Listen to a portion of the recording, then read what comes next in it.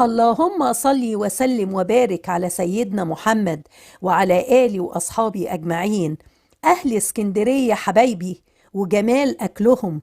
النهاردة هنعمل مع بعض من كوباية عدس وكوبايتين رز أجمل أكلة اسكندرانية. من جمالها هتحبيها جدا جدا وعلى طول هتعمليها. بتمنى لو عجبكم الفيديو ما تنسوش تحطولي لايك، ويلا بينا نبدأ على طول. عندي طبق هحط فيه كوبايتين من الرز، عليهم كوباية من العدس، وهخلطهم كلهم بإيدي كده، وهنغسلهم كويس جدا جدا مع بعض ونصفيهم. في حلة على النار نزلت بزيت حوالي 3 معالق كبيرة، نزلت عليهم ببصلة متوسطة مبشورة، ونزلت بنص معلقة صغيرة فلفل اسود، وهنديهم تقليبة مع بعض لحد ما البصلة تدبل معانا. أول ما البصلة تدبل هبدأ أنزل بالرز والعدس اللي غسلناهم كويس، وهنديهم تقليبة بحيث كل الرز والعدس يتغلف من البصل اللي موجود في الحلة. هننزل بعد كده عليهم بمكعبين من مرقة الدجاج زي ما انتوا شايفين، ونديهم برضك تقليبة كويسة. نكون مجهزين مية مغلية في الكتل وننزل بيها على الكشري لحد ما نغطي السطح بتاع الكشري. هنوطي النار خالص وهنغطي الحلة ونسيبه لحد ما يتشرب خالص والرز والعدس يستوي.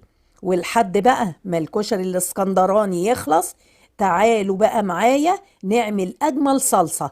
في حلة على النار هننزل بمعلقة كبيرة من الثوم المهروس، هننزل عليهم ب3 معالق كبيرة من الزيت، وهنديهم تقليبة كويسة جدا مع بعض. هننزل بعد كده بنص معلقة صغيرة من الملح، نص معلقة صغيرة من الفلفل الأسود، وهنديهم تقليبة كويسة. بعد كده هننزل بعصير طماطم نص كيلو.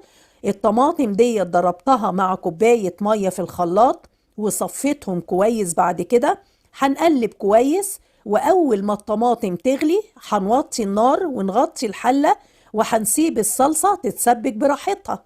ده الكشري الاسكندراني الجميل بقى بعد ما خلص. اللهم بارك، مفلفل وزي الفل زي ما انتوا شايفين. ودي كمان الصلصة بعد ما اتسبكت. هحضر بقى أجمل طبق كشري اسكندراني. ايه رأيكم بقى حبايبي في الطبق الجميل والدلع الحلو ده؟ الأكلة دي طبعا بتتاكل مع البيض المسلوق، لكن حبايبي بسبب ارتفاع أسعاره ناكلها بقى المرة دي مع ايه؟ مع شرايح طماطم. وبألف هنا عليكم. هستنى تجربوها وتقولولي رأيكم فيها. ما تنسوش اللايك لو عجبتكم الوصفة. كانت معاكم الشيف ماجي، وأشوفكم على خير في وصفة جديدة إن شاء الله.